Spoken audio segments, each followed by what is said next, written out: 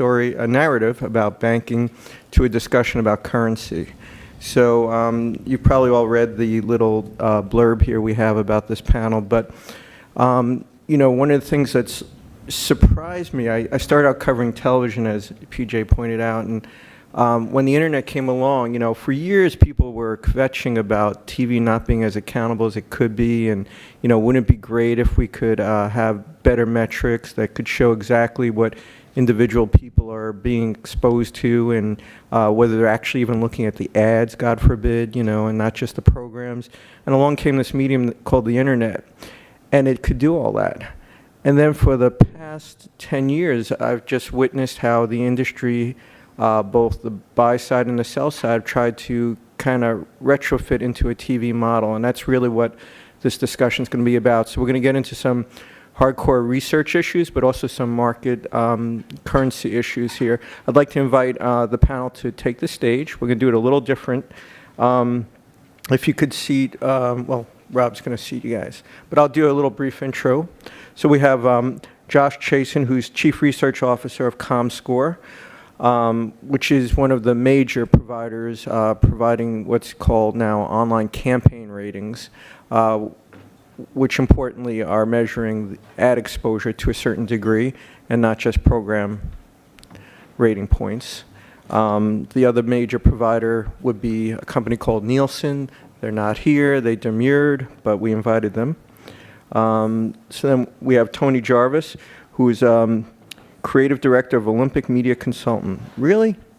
Creative Director? Okay. Tony's one of the foremost experts on media research, and you'll learn about that in a minute. Then we have Stacy Lynn Schulman, who's Chief Research Officer of the TVB, Television Advertising Bureau.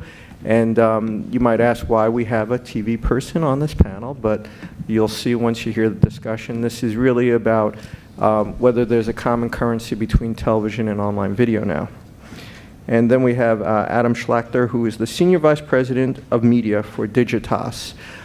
Just one little side note, you know, the other day, comScore had a major coup. They got Viva Key, at least two of the biggest buying agencies, Starcom MediaVest and Zenith Optimedia Group, announced that effective right now, they're going to do all their online video trading exclusively with comScore's ratings, not Nielsen's.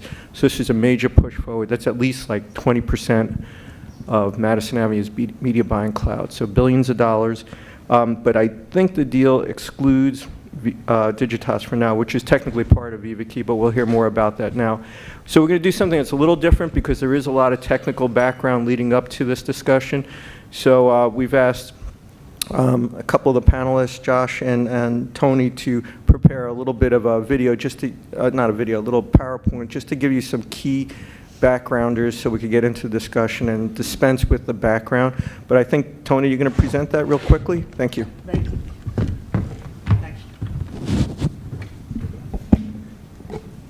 Thanks, Joe, and good morning, ladies and gentlemen. Yeah, what we wanted to do very briefly is kind of set the platform, set the playing field. There's a lot of issues about the playing field, but some of you are not media mathematicians or researchers, so we just wanted to very quickly get you to a couple of definitions and a couple of issues. So, first of all, do this. Okay. GRPs defined.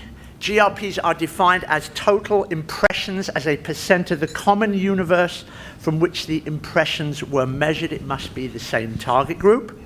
It can also be defined as this is the point where we all agree. After this, we don't agree anymore. It can be the sum of the ratings for all the occurrences within the same universe for the same target group.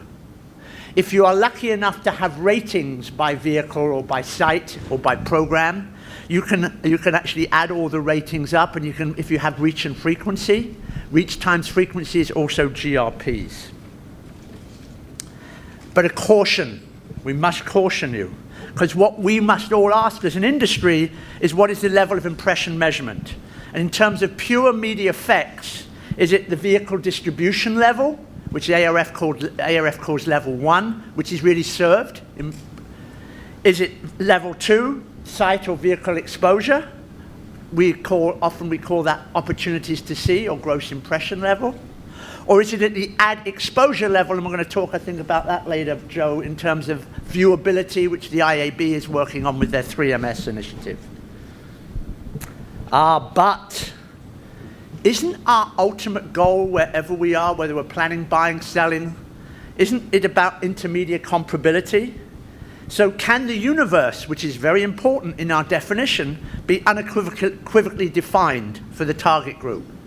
Very difficult sometimes.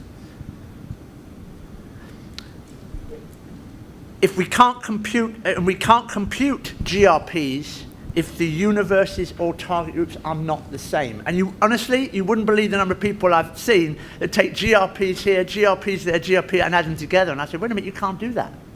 Different universe, different target group. So is the universe common or comparable to other channels? Because if we're in a cross-platform environment, again, we need harmonization or commonality. A couple more considerations. Yes, I'm saying it here in front of my dear friend from the TV arena. Even TV impression metrics are not congruent. There are 4 measures of television in America. Not 1, not 2, not 3, but actually 4. Today, in fact, there's little commonality for the basis of impressions across media channels. Different media channels, some are measured at the level 1, the distribution level, some are measured at OTS, some are measured at ad exposure. And another thing that we're very aware of, because certainly as a planner and Adam's very aware of, that GRPs can hide a lot. Because if we think about reach times frequency, look at those 2 campaigns.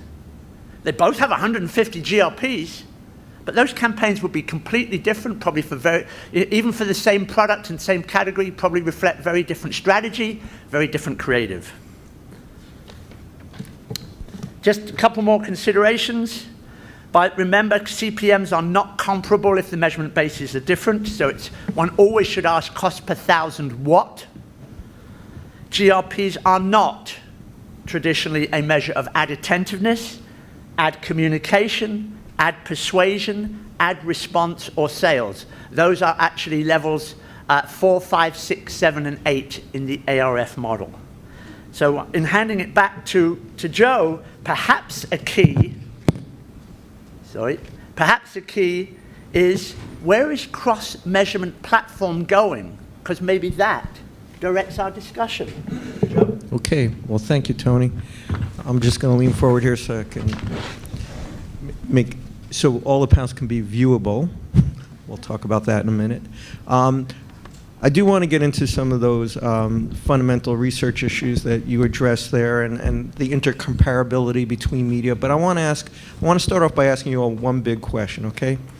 So TV kind of backed into its measurement models today, right? You know, it started out in the golden age when there was no competition, started with these paper diaries, and then Arthur C. Nielsen created the set meters and blah, blah. But if you look at it today, it's like a lot of workarounds, retrofits, spit, chewing gum, string. There isn't even a consistent methodology across all of the TV platforms. There's different edit rules and weighting schemes for accounting for so many things in television. So let me ask you a question.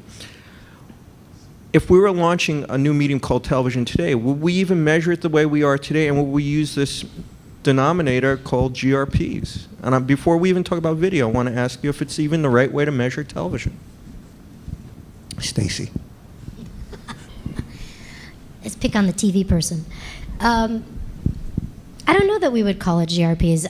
If we did it today, we would absolutely not be using diaries. Certainly not. There's no way we would ever use a diary measurement. And we would find more automated ways of getting at people. But we would still have the same issues that we are grappling with, which is how do you get representativeness if you use machine data, whether that be a set-top box or a server. You still have to wonder what sort of representation you have. You still need to understand how much of your audience is unique, which is something that you didn't quite call out in your reach numbers, but reach is unique. So you need to know how many of the people that are seeing your advertising or your programming is unique versus how many times they're seeing it over and over again. That's an issue even in conversation monitoring. How many people are talking who are unique versus how many comments are they making. So you still have the very fundamental issues. I think the way we would go about measuring it would absolutely be very different from the way we started years ago. But that makes a lot of sense.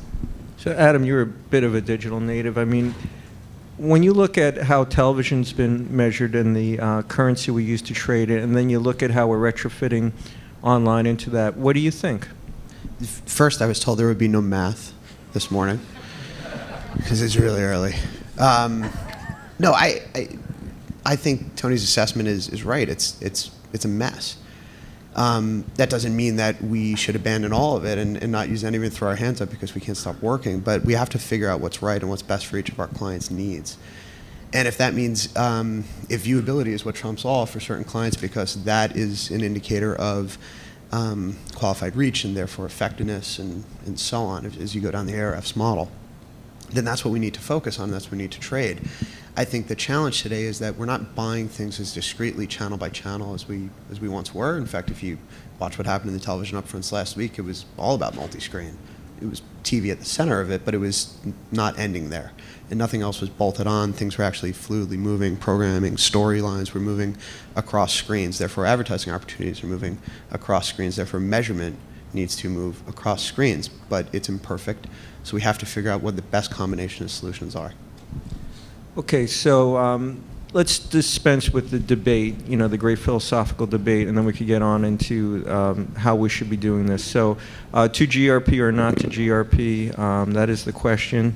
I think it's kind of academic. I think it's all about ease of use. There's $70 billion or more in television budgets out there. There's a lot of billions of dollars of online video and growing, and people want a way to make plans and budgets easy, right? Can I comment on this? Yeah, sure. So first I want to briefly answer your previous question, which is if you were zero-basing TV measurement today, I think you'd almost certainly start with set-top box data and then go from there, as opposed to, you know, Stacy says the diary. No, you'd build out from the set-top box. So here's what I always say about GRPs, to GRP or not to GRP. Let's suppose, Tony heard me say this last week, let's suppose you go into one of those coffee stores, you know, where like they got the barrels of beans and you can walk in and you shudder because you have that like strong visceral aroma of the coffee. And you say to the guy, I'm looking for like a robust, aromatic, morning blend with maybe a hint of nutmeg. Those are all attributes that differentiate one bean from the other. Now he's going to ask you, terrific, how many scoops would you like? Okay? The GRP is the scoop. It is a necessary, but not a sufficient metric. The other thing I want to say is, you know, Tony talked about the math. The GRP is essentially impressions divided by population times 100, okay? Now there are two places in there where we can have a debate. One is what defines an impression you count, and the other one is what is the population? How do we define the population? But if you count your impressions and population is known, a priori you have GRPs. They are known. So I'm kind of on the same page as Joe, which is let's just accept that and move on and then figure out where they should fit in the dialogue and what other metrics we need. Okay, well, let me get Tony into this because I know he's chomping and wants to weigh in on this. And let's get it, let's try and get it out of the way and not belabor it. But here's the thing. No two media experiences are ever going to be directly comparable. And I know your focus is on that they're evenly compared in terms of measurement bases. But not all TV is compared the same way. Not all any media is compared the same way. But they can be, because as old as I am, for years and years and years, in serving the advertising community and therefore serving advertisers, I've always pushed for every medium, and way beyond digital, now I know it's become more complicated, to measure at the ad exposure level. Distribution doesn't do it for me. Opportunity to see doesn't do it for me. If I'm the advertiser, it may be fantastic that The Voice or American Idol have these incredible program audiences. But I need to know if eyes are there, if people are in the room, whether they're paying attention or not. At least they're there and present, and I get an ad exposure. And I still believe after all these years that we in the industry, particularly the agencies, Adam, and because I used to come from an agency and I was pushing this hard, I guess I failed, is we should be pushing for all media to measure the ad exposure at the very best they can at the ad exposure level. Will there be some nuances and differences? Absolutely. But we throw it to the comScores of the world, we throw it to the Arbitrons of the world and say, this is where we need to be, we need average minute, we need commercial minute, deliver it to us. And I cannot believe in America, where like 42 cents in the dollar is spent in advertising in the world, that television measurement in this country basically is broken. Network isn't bad, but even Stacey Lynn, I think, would agree that spot television measurement in this country is broken.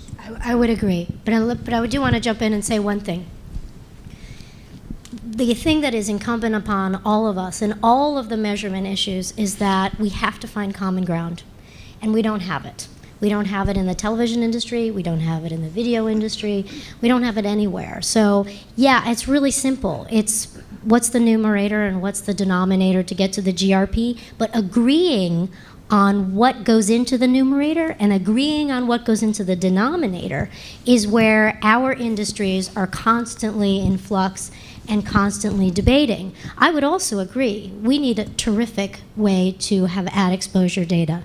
But we also need programming data, good content measurement data, because we are a business on many sides of the equation.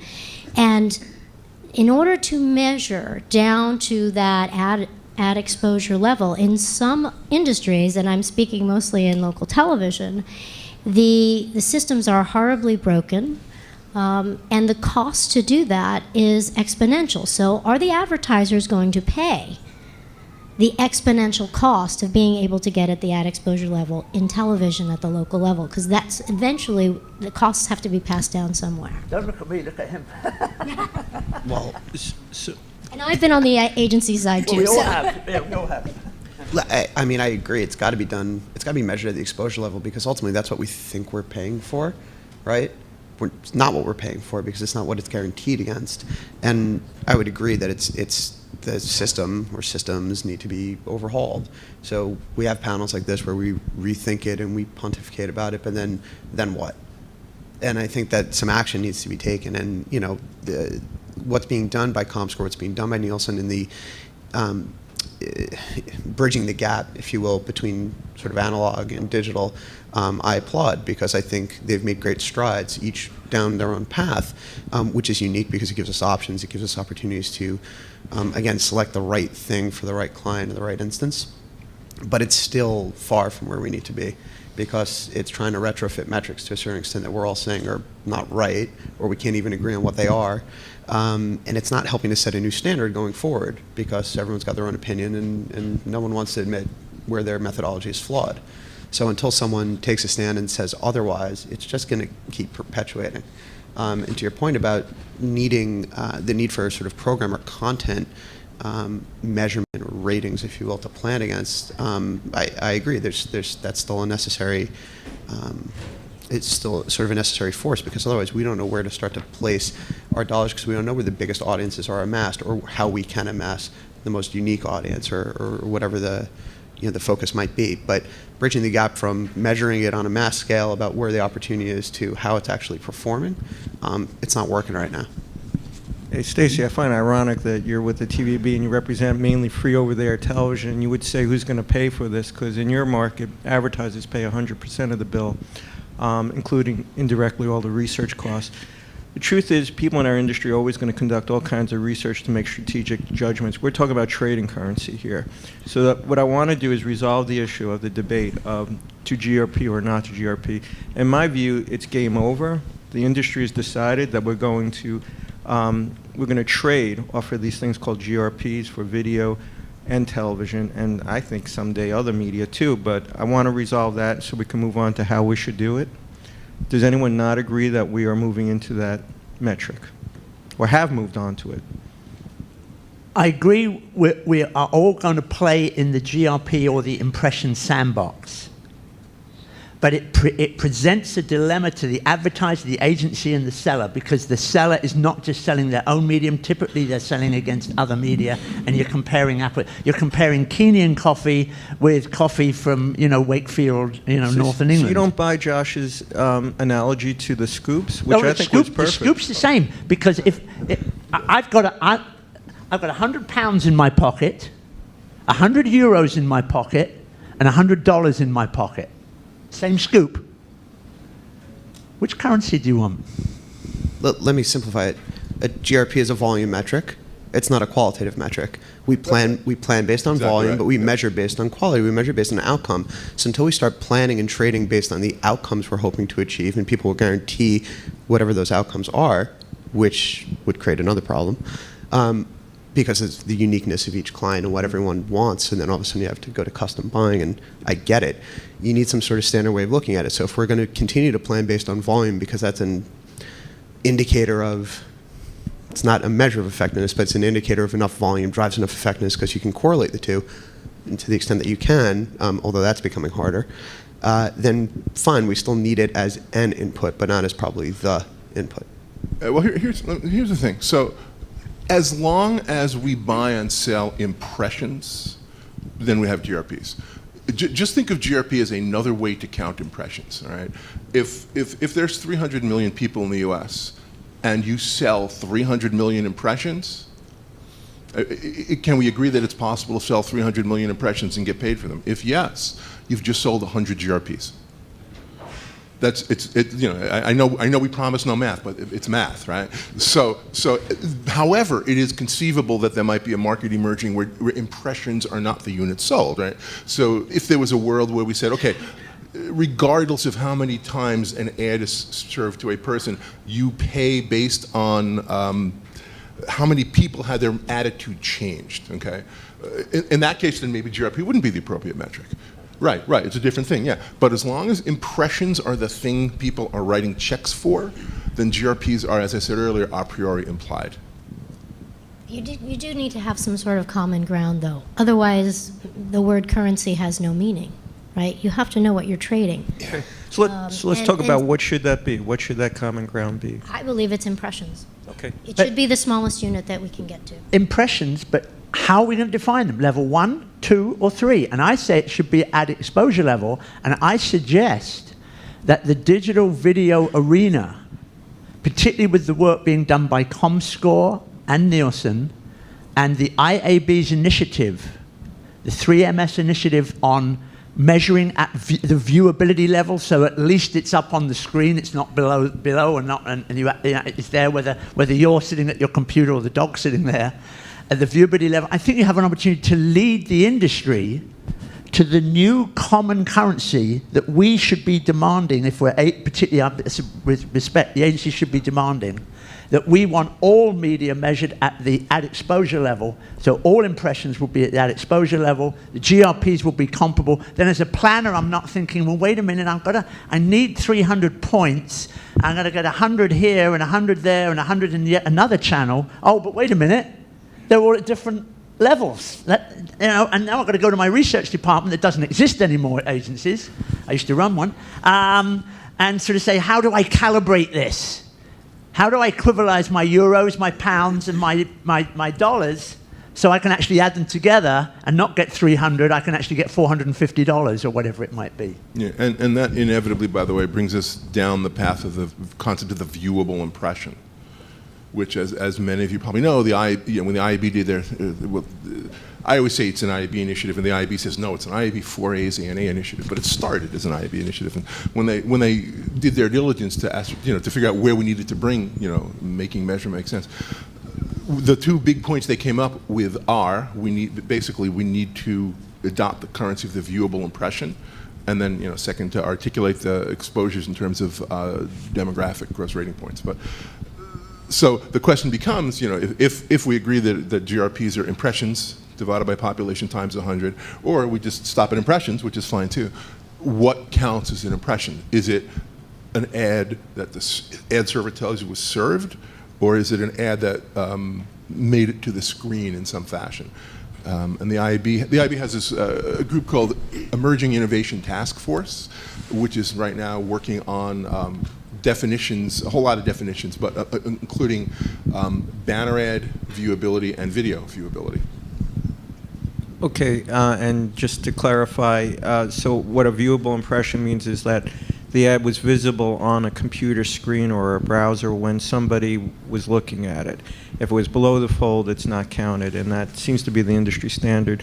So having said that, and now that OCR, whether it's Nielsen or comScore, some way is going to measure that, what does that do for television, Stacy? Will this mean that TV has to become more accountable and for advertisers, not programmers, and retrofit into some kind of viewable impression model?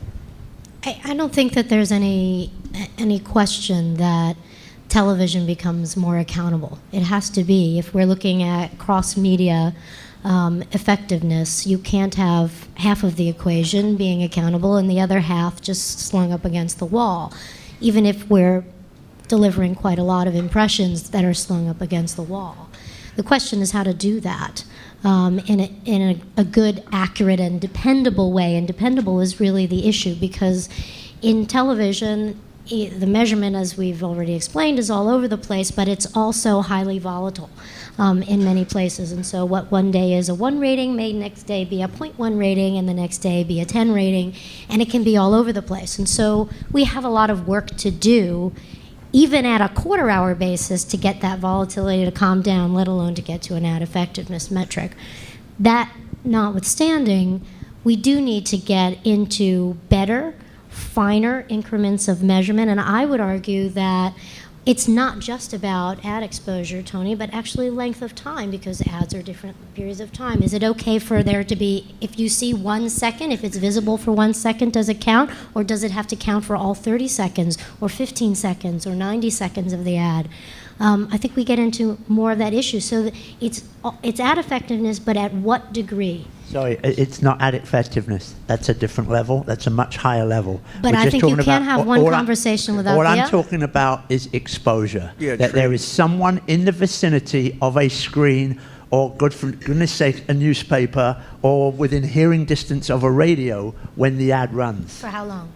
That's. I think Adam would agree. That's now getting into the qualitative. That I'm trying to keep this simple. It's not qualitative, because if you're it's trying only to 1 complicate second, it. You're trying to complicate it, which Alright, the well, media have traditionally always done, because they don't want to invest in the money to give the advertisers the data they really want.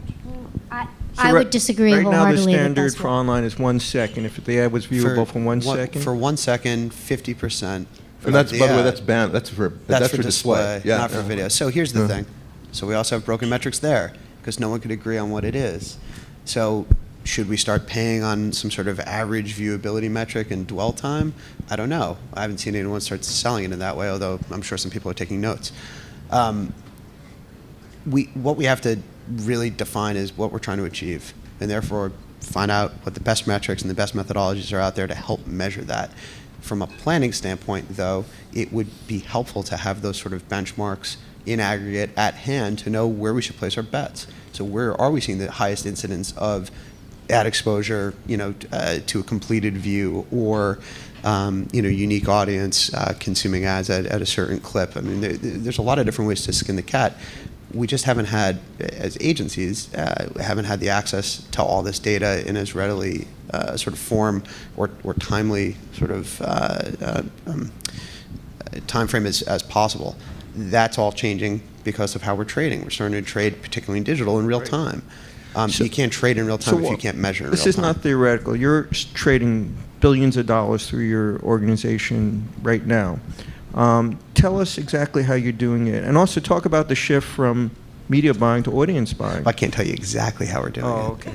Because it would involve math. It would, and I'm not very good at math, which I shared earlier. No, I think there's a fundamental shift, because in digital, we're making decisions based more on a user level piece of data, right? You could say for now that's the cookie. Maybe it'll be some other sort of user profile based data point in the future, as cookies have their own problems. But as we can start to action things on an impression by impression level, on a user level, based on the cookies and the individual data that we have, there are different ways that we can buy. We don't need to buy in bulk. I need to buy, in a more sort of focused way. I need a scalpel, not a blunt instrument. And the more refined our buys become when I'm trying to reach someone as they move down, let's say, the purchase funnel, because I'm less concerned about a broad audience and making a broad statement, the different sort of methods I need to buy, whether that's trading in real time and changing creative and copy in real time against people, because of every opportunity I have to see them, they might be taking some action, or there might be some indication I'm getting passed back that shows that they're more qualified. I mean, that's how scientific it can get. That requires a different approach. That requires different metrics to trade against and to measure against. But if I only look at that and I'm not looking at what's happening in the broader sort of media arena, I'm probably not understanding what might have driven someone down that path in the first place, and therefore how I need to message them differently. So we have to look at it across the full funnel. We can't look at it just on digital, sort of, which means desktop today, right? Because mobile's measured and bought differently, because video, although it's becoming more analogous to display, it is also treated a bit differently, and the currencies are different.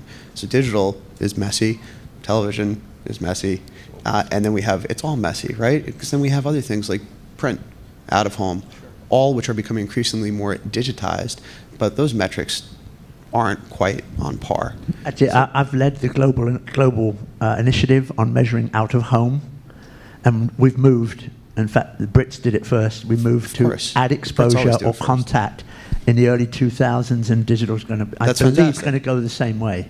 So now that needs to be somehow brought up in one of these forums so people can start piecing it all together. To end on how agencies work or don't. And I'm being serious, and I've worked in traditional media agencies, and I've worked in full service, and now in a more focused digital shop. The channels are sort of driven by different specialists. Those specialists oftentimes sit separately from one another. They have tools that are separate and disparate from one another, and therefore different approaches and different processes and different ways that they approach the market. If anyone here has worked in an agency, you know what I'm talking about. If anyone here sells to an agency, you know what I'm talking about. So there's a lot of different people that play a lot of different roles, and they're great at it. But how you bring them together and how you arm, and how you arm them with the right tools and the right data to make better informed decisions in a uniform and sort of consistent way doesn't really exist today. And a lot of agencies are working on it to crack that code, both at Publicis and a lot of the other holding companies. But like I said earlier, it's imperfect. It doesn't mean we shouldn't do it. It just means we have to figure out the best approach. Well, I think you guys have a really tough job. I mean, I can't imagine how you make all that come together from the strategic planning. I have a great team. Yeah. So Thankfully. I'm going to frame one more question, and then I'm going to open it to the audience. But in some ways, I wonder if we don't overthink all this too much, and if this isn't really people trying to protect, turf and budgets and stuff. We just saw this great presentation from TD Bank where they showed us, video and television commercials, and I don't know that the average user knows the difference except what screen they're looking on. There was a guy in this industry, Steve Fredericks, who used to run TNS, and he wrote a book called Stradvertising like 8 years ago or something, and he had this great insight in there, which is we're moving from an industry of media platforms like TV, radio, newspapers, out of home, to one of formats, video, images, text, multimedia, software, whatever you want to call it. And isn't that true that that's the way the user, the people you try and strategize towards, do it? And I remember when I started covering television and this thing called cable came along, and everybody in broadcast tried to keep them at bay and came up with every reason why you couldn't compare cable to broadcast TV, until one agency, Ted Bates, came up with, you can't ignore this anymore, and they came up with the 5% solution, and then all this money started flowing into cable. I mean, isn't that ludicrous today to look back to think that people were differentiating between cable and broadcast? But so my point is, are we overthinking this stuff? Isn't it all just video? I would say yes, we are overthinking it. And if we could get to the finest, smallest piece of measurement, whether it's second by second on an impressions basis, and apply that across the board, that could resolve a lot of issues. The question is, how do you do it? And I think if we could do it, despite your beliefs, and maybe yours, the television industry would get on board as long as it was fair and it was accurate. But Josh has already given us the clue of where we need to go. And while it's only a piece of the puzzle, the solution, I agree with Josh 100%. Set-top box data is certainly for traditional television is the way to go, and I think it's imperative for your channel and indeed network to embrace that if you're going to compete effectively with digital video, because digital video can already be there, particularly if the IAB initiative goes through. They're going to be ahead of you. Yeah, Joe, They are doing that. Joe, here's the thing. You're right. It is all video, but that doesn't simplify it. It complicates things because we know how to measure TV. We know how to measure digital. But imagine a world where you sit down at home in front of your big screen, and I'm a consumer and I'm going to watch Mad Men. I neither know nor care if I'm watching A&E or if I'm watching on demand, or if I'm streaming it from Hulu, or if I'm buying it from iTunes. I frankly, don't care. It's just, I'm a consumer and I want content in this. I have a whole array of delivery choices. So now what happens is all those different platforms have their own ad models, right? So once you say, okay, it's all video, then unfortunately for those of us that work in the sort of in the back room, that actually makes things harder. Okay, sorry about that. No, it's also job security. Oops, Siri. Any questions from the audience? Hi, Kevin Linane from Vino. I have a sort of a two-part question, and this is more for the online folks. But the one question I have, sort of the larger question is, every time I start to talk to people about our businesses basically in the production of metrics from video, when we start to talk about viewable video and how we measure viewability, we start to get into this weird sort of like abstract conversation about in the future, are we going to be paying for because if a viewable video impression is, when it's on the screen for a certain period of time, are we going to start buying video in seconds? And how do you shoot a pre-roll video that you're paying for a second of the beginning of this pre-roll ad? And so this is sort of this weird, okay, now we've established that the pre-roll ad's viewable for 1 second. Is someone going to pay for that? It gets very, very complicated because you have this additional element on display, which is, on video versus display, which is this linear element of time across pre-roll. Yeah. And then the follow-on question to that is, specifically to online, why are we seeing autoplay is one of these things that, we see at least that tons of videos are running. We call it basement autoplay, but it's 9, 10,000 pixels below the fold, on mute, on autoplay. That looks like an impression, right? But how do we incorporate that into viewability as well? And why has that stuff been absent thus far? Well, so the second example you gave with the video running below the fold on mute, that's not viewable and that's unambiguous. If there's a viewability component, that would be excluded. But the first point you raise is a good one, which is that the parameter of or the dimension of time complicates things greatly, right? So I think right now the industry, when I say the industry, I mean the IAB's Emerging Innovation Task Force, which is spearheaded by George Ivey, who's the CEO of the MRC. They're still trying to figure out what the viewability definition should be for video. I think the latest is 30% of the duration of the spot needs to be at least 50% viewable. In other words, at least half of the player needs to be on screen for at least 30% of the duration of the spot. But I don't think it's final by any stretch, and you're right. It's a challenge because then you could say, well, okay, what if it's a 30-second spot? That means 30%, so 9 seconds has to be on screen. Well, so if it's a banner ad, it gets viewability credit for 1 second. So there are comparability issues. It is a complicated thing. I think this actually relates back to something you've said, is while we all talk about advertising because kind of that's where the money is, there's actually a bigger pot of money involved in programming and content. And I was actually at the social event yesterday, and we kept hearing about the importance of content. So whilst perhaps on the agency perspective, if you get, quote, 1 second, I'll count that as an impression. if we really pay attention to content or programming, which is why so many of us watch so much television, because the content is outstanding, even if we're watching it, 3 days or a week later, your client, your advertiser, will actually classically get a lot more than the 1 second. But but we've got to start somewhere, and we've got to keep it relatively simple, and at least it's at an eyes-on presence in the room level, not, well, it was served and it didn't even get there and it didn't even make my screen. So as an advertiser, what the hell did I pay for?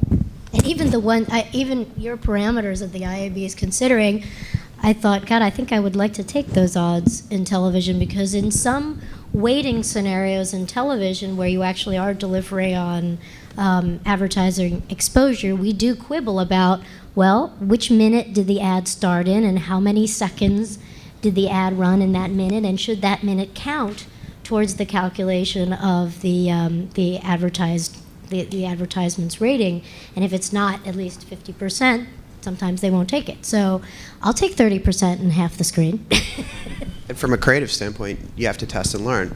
So you have to figure out in that 9 seconds, what do I need to get across, and how do I iterate, and how do I version that, and how do I gain enough sort of scale from a measurement standpoint to gauge what was more effective or not than the other, so I can have some best practices going forward. If anything that we've learned is that online or in digital, it's all kind of one and the same right now, but shorter is better in terms of message delivery. So we have to start thinking in smaller increments. We have to start thinking in not even 15s, but 10s and 5s, because that might be the opportunity that we have, and it might actually be the best opportunity that we have. So it would be good if we can get our message across as sort of quickly and most sort of impactfully in that opportunity that we have. So for all you Max Headroom fans, we're moving towards blip verbs, right? There's another question.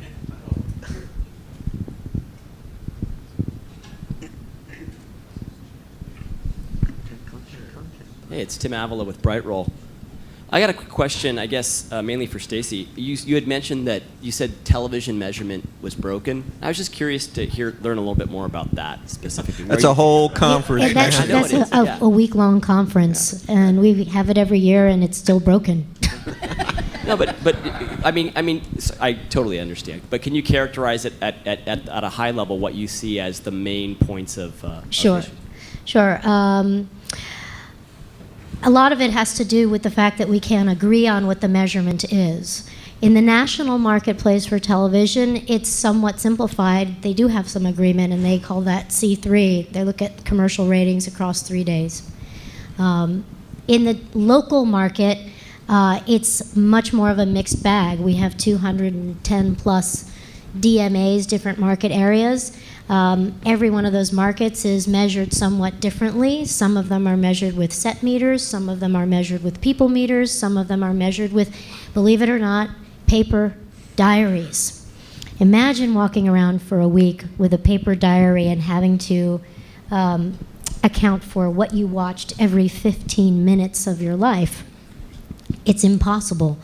And especially since you may be the one person in your household who has to account for that for everyone in the home. So you can guess what your husband or your children were watching every 15 minutes of their lives as well. It's just an awful measurement, and it worked in 1950 something, but it really doesn't work now. Too much fragmentation of different sources. You can't possibly capture all of that. So it's broken on many levels. It's not, granular enough.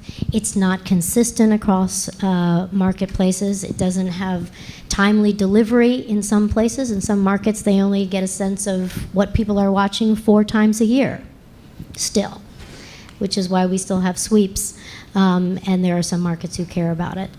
And where there is set-top box data, as much as people believe that that's a terrific panacea for this problem, it's not a census measurement. It has its issues as well. How many of you leave your cable box on when you go to sleep at night and just turn your TV off, right? So in those cases, you're counted as viewing all those hours that you were sleeping and dreaming about what happened to Donald Draper last night. So there are lots of problems with how we measure television. It's not perfect.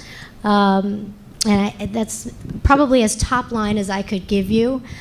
So in that Nielsen has completely failed your industry, why hasn't the TVB, on behalf of its members, gone to Arbitron that used to measure spot television and now has PPM and say, you measure us? Nielsen bought. Yeah, you know who's No, buying them, excuse right? me, Nielsen has not bought Arbitron. Well, they've it made is a under bid. second review at the FTC. All right, this is an online video discussion. Let's keep There it. is RenTrack, though. That is an alternative, and we do explore other Yeah. alternatives. comScore. How about comScore getting in spot television? The reason TV is broken is because it's a giant retrofit, and we're still. But eventually, this is going to be resolved because it has to be. Is there another question, or are we out of time? One more question. All right, I have one quick question because the other big news last week was that ABC threw its hand in with Nielsen to develop a method using an OCR type mechanism for measuring mobile video. What do you guys think of that? And what do we need to, why is it different? Why is mobile that different than measuring on-screen video exposure? Josh? Well, it's different because the platform is different and the technology is different, but ultimately it's not that different, and mobile is not just phones; it's also tablets. It's not that different. Okay. No. I think we're out of time, but hopefully we shed some light on this, and I don't think there is a debate about GRPs anymore, but Tony, you're going to hang in there, I know it. I love GRPs, just define them. Okay. Well, I want to thank our panelists.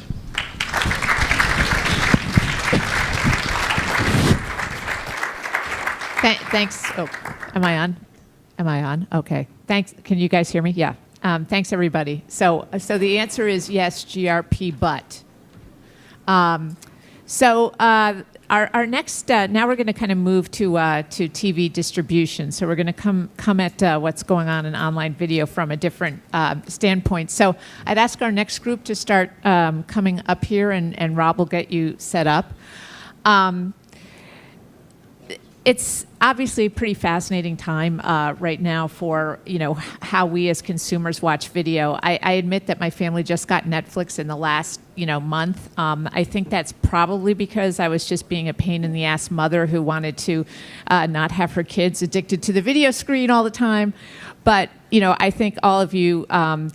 Notice that every time that you add something new to the mix of ways you can get video, it's pretty stunning to watch what starts to go on in your household. And my daughter, who pretty much always wants to watch TV on the iPad, has in the space of about 2 weeks switched from pretty much watching it on the Optimum app to just watching Netflix. Well, and by the way, one of the great things about iPads is that if your kids watch TV on them, you can hide an iPad when you don't want them to watch TV anymore, which is great because you can't hide a flat screen. So I've been very happy about that. But it's really kind of scary. All of a sudden, she's watching